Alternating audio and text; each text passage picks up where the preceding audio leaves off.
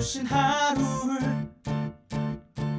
때론 피곤하고 일어나기 싫고 널 깨우는 알람 소리에 짜증도 나겠지만 안녕하세요. 오늘도 푸른 말씀 김호영 전도사입니다. 주무시지 않고 나를 지키셨네. 오늘을 나에게 주셨네. 새 말씀 안에 주가 주신 사랑과 은혜와 능력. 오늘 우리가 나눌 말씀은 이사야 36장 21절 말씀입니다. 그러나 그들이 잠잠하여 한 말도 대답하지 아니하였으니 이는 왕이 그들에게 명령하여 대답하지 말라 하였음이더라. 아멘. 인생은 드라마 같다라는 말을 들어보신 적 있으시죠? 물론 요즘 유행하는 드라마들을 보시면 내용이 너무 자극적이어서 저런 드라마 같은 인생이 내가 되면은 정말 안 되겠다 이런 생각이 들기도 하지만, 우리가 이 기나긴 인생을 살아온 다음에 내가 지나온 인생들을 딱 뒤돌아서 바라본다면, 내 인생을 정말 대하 드라마 같구나, 정말 책으로 만들어 본다면, 정말 영상으로 드라마로 만들어 본다면 정말 길고 정말 곡절이 많은 인생을 내가 살았구나 할 만큼 우리의 인생은 굉장히 복잡하고 고통도 있고, 또 그 고통을 극복한 정말 수많은 희노애락이 가득한 삶이었을 것입니다. 이러한 수많은 고통과 그 고통들을 이겨내는 그 삶, 희노애락이 가득한 삶, 그것이 바로 우리가 사는 인생이죠. 그런데 돌아보면 만약 우리의 인생 가운데 이러한 고통들, 정말 수많은 어려운 고통들, 정말 수많은 그 인생의 파도가 없었다면 우리는 그렇게 나에게 찾아온 큰 파도를 이겨내지 못했을 것입니다. 그냥 잔잔한 인생만 계속해서 있었더라면, 잘 먹고 잘 살기만 했더라면 우리가 지금 누리는 이 만족감, 이 인생의 만족감이 크게 있지 않을 것이죠.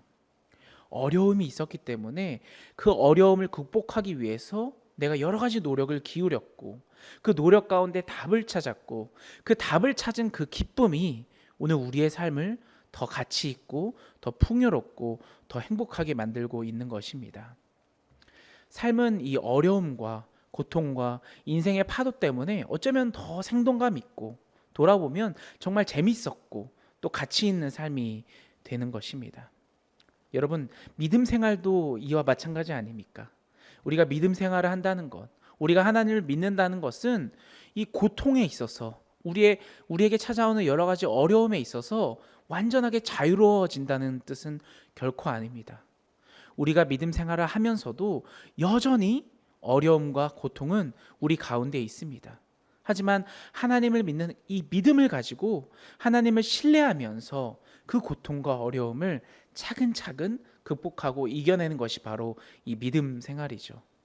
그래서 훗날 시간이 한참 지난 후에야 내가 하나님을 신뢰하고 내가 하나님을 사랑하고 하나님을 또 기뻐하는 그 인생을 살았더니 그 인생의 파도를 또 극복하고 이겨내어서 정말 행복한 인생을 내가 살았구나라고 자부할 수 있는 것이죠. 오늘 우리가 읽은 이 이사야 36장 본문에도 히스기야가 당한 이 고통들과 유다 백성들의 그 어려움을 기록하고 있습니다. 히스기야나 유다 백성은 이 하나님 앞에 제대로 한번 살아보려고 발버둥 쳤던 사람들이죠. 그런데 그들에게도 고통이 찾아왔고 어려움이 다가왔습니다. 이 세계의 열강인 아수르 왕국이 있었죠. 이 아수르에 반대하는 반아수르 동맹이 여기저기서 결성이 되었습니다. 하나님은 이사야 선지자를 통해서 이 아하스 왕에게 절대 그 반아수르 세력에 가입하지 말라라고 말씀을 하십니다. 절대로 말이죠. 하지만 이 아하스 왕은 어떻게 합니까? 이곳 저곳을 기웃거립니다. 여기 한번 가입해 볼까? 아니 저기 한번 가입해 볼까? 하나님을 한 분만을 신뢰하는 그런 왕이 아하스 왕은 아니었습니다. 그러다가 어떻게 되었습니까? 이집트 왕국을 의지하게 됐고, 이집트 왕과 손을 덜컥 잡아버립니다. 이뿐만이 아닙니다. 아하스 왕은 이 아수르의 조공을 바친 왕이었고 또 우상을 숭배했던 왕이었습니다. 이곳저곳을 다 기웃거렸으나 정작 하나님에게는 도움을 의지하지 않고 살았던 왕이 바로 이 아하스 왕입니다. 그런데 이 아하스 왕이 죽습니다. 세상을 떠나고 그 아들 히스기야가 왕위에 오릅니다. 이 히스기야 왕은 어떻습니까? 아버지랑 전혀 다른 왕이었습니다. 그는 철저하게 하나님만을 의지했던 왕이고요. 이 아수르에게 조공도 바치지 않았고요. 오직 하나님 한 분만을 붙잡고 살았던 왕입니다. 이 아하스 왕 시절에 그 궁궐에 많이 있었던, 이 왕국에 많이 있었던 우상들을 다 정리했고요. 하나하나 다 정리했고요. 또 히스기야 왕은 이 하나님을 가장 의지했던 왕으로 또 하나님 앞에 가장 정직했던 왕이라고 열왕기하 18장에서 기록되어 있을 정도로 굉장히 훌륭한 왕이었습니다. 종교개혁을 했고요. 또 믿음으로만 사는 사람이었습니다. 이렇게 믿음으로 살고 믿음으로 투쟁하고 또 나아가면 하나님이 그에게 복을 많이 주셔야 되지 않았겠습니까? 어쨌든 아버지가 살았던 그 왕과는, 그 삶과는 정말 다른 올바른 삶을 살았는데도 말이죠. 그런데 오늘 본문을 읽어보시면 이 아버지 아하스 왕 시절에는 이 아수르의 침공을 한 번도 받은 적이 없습니다. 아수르에게 조공도 바치고 우상도 섬기고 이곳저곳 기울이고 동맹도 맺었던 왕인데, 이 하나님께서는 이 아하스 시절에 이 유다에게 큰 고통을 허락하지 않으셨습니다. 그런데 오히려 종교개혁을 단행했던 이 히스기야 왕, 올바르게 하나님 앞에서 살려고 노력했던 이 히스기야 왕 시대에 큰 어려움을 닥치도록 내버려 두십니다. 36장 1절 말씀입니다. 히스기야 왕 14년에 아수르 왕 사네립이 올라와서 유다의 모든 견고한 성을 쳐서 취하리라. 아멘. 14년 동안 그는 하나님 한 분만을 붙들고 의지했던 사람입니다. 그런데 이 아수르 왕 사네립이 유다를 침공하는 일이 벌어지죠. 그때 이미 아수르가 북이스라엘을 집어삼킨 후였습니다. 그리고 이제 유다를 향해서 정조준하며 침공하고 있습니다. 얼마나 두렵고 무서운 일이 벌어집니까? 이제 아수르의 사네립이 그의 군대 장관 랍사게를 보내서 선전포고를 합니다. 5절을 한번 보십시오. 내가 말하노니 내가 좋게 싸울 계략과 용맹이 있노라 함은 입술에 붙은 말뿐이니라. 내가 이제 누구를 믿고 나를 반역하느냐. 아멘. 이미 14년 전에 히스기야는 아수르에게 조공을 바치는 것을 멈췄습니다. 그런데 이제 와서 누구를 믿고 나를 반역하느냐라는 것이 바로 이 아수르 왕국의 침공의 구실이었습니다. 아수르는 북이스라엘을 멸망시키고 이제 때를 보다가 남유다까지 침공한 것이죠. 그리고 유다를 멸망시키고 그 다음 타겟은 바로 이집트였습니다. 그래서 이제 전쟁의 명분을 삼고자 왜 이제 와서 나를 반역하냐라고 명분을 가지고 온 것이죠. 6절을 한번 보겠습니다. 보라 내가 애굽을 믿는도다. 그것은 상한 갈대 지팡이와 같은 것이라. 사람이 그것을 의지하면 손이 찔리니 애굽 왕 바로는 그를 믿는 모든 자에게 이와 같으니라. 아멘. 애굽을 믿고 애굽과 손잡은 것은 히스기야 시절에 있었던 일은 아닙니다. 아버지 아하스 시절에 있었던 일이죠. 이미 14년 전보다 훨씬 더 이전에 있었던 일입니다. 하지만 그것을 구실 삼아서 아스르 왕은 전쟁을 일으킨 것이죠. 그리고 이어서 하나님을 섬기고 종교개혁을 하는 히스기야까지 비웃습니다. 7절을 보십시오. 혹시 내가 내게 이르기를 우리는 우리 하나님 여호와를 신뢰하노라 하리나마는 그는 그의 산당과 제단을 히스기야가 제하여 버리고 유다와 예루살렘에게 명령하기를 너희는 이 제단 앞에서만 예배하라 하던 그 신이 아니냐 하였느니라. 아멘. 이 히스기야의 종교개혁을 비웃고 있죠. 악한 자가 와서 믿음을 굳게 지키려 하던 그 유다 백성을 짓밟고 왕을 조롱하는 이런 처지가 되었습니다. 그러면 우리의 믿음은 무엇입니까? 지금까지 내가 믿음 생활을 잘 행하고 또 살아갔던 우리의 믿음은 도대체 누구에게 보상받아야 되는 것입니까? 악한 자가 이렇게 우리를 조롱하고 이렇게 우리를 침공해 오는데 말입니다. 10절 말씀을 보십시오. 내가 이제 올라가서 이 땅을 멸하는 것이 여호와의 뜻이 없음이 있겠느냐?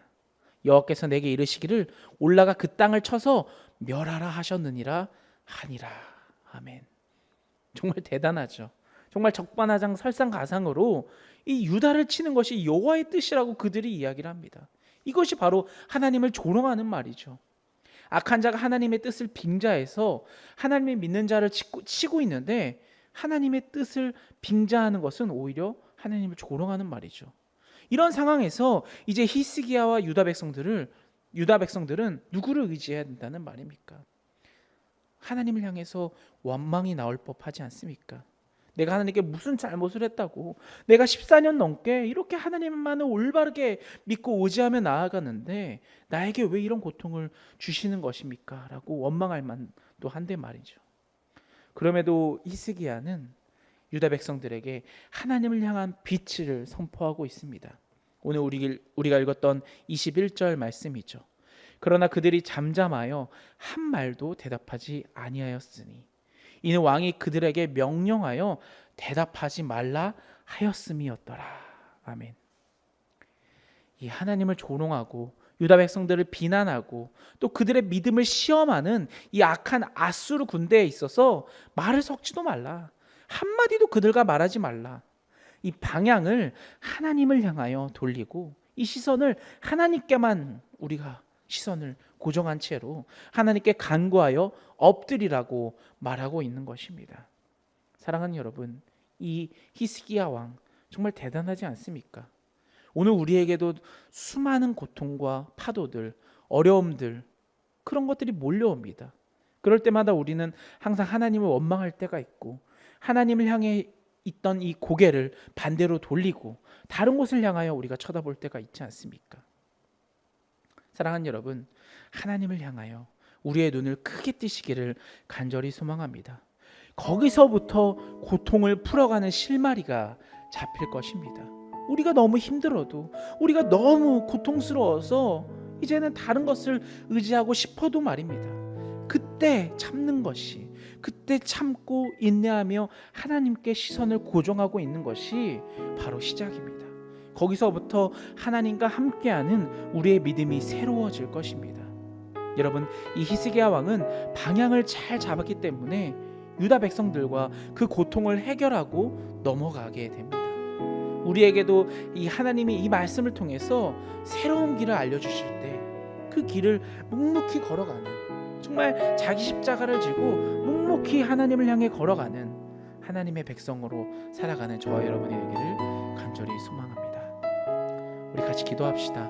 오늘 말씀을 놓고 정말 우리 인생의 어려움과 고통이 찾아올 때 우리는 쉽게 흔들리고 또 쉽게 다른 것을 의지하려고 하는 그런 죄악의 본성이 우리에게 있습니다. 하나님, 이런 저희를 용서하여 주시고 그럴 때마다 우리에게 힘과 은혜를 주셔서 이 어려움과 고통 가운데 있어서도 딱 붙들고 하나님께만 시선을 딱 의지하고 나아가는 저와 우리 푸른 사랑의 교회 모든 교인들이 되게 해달라고 우리 같이 기도하며 나아가겠습니다. 기도합시다.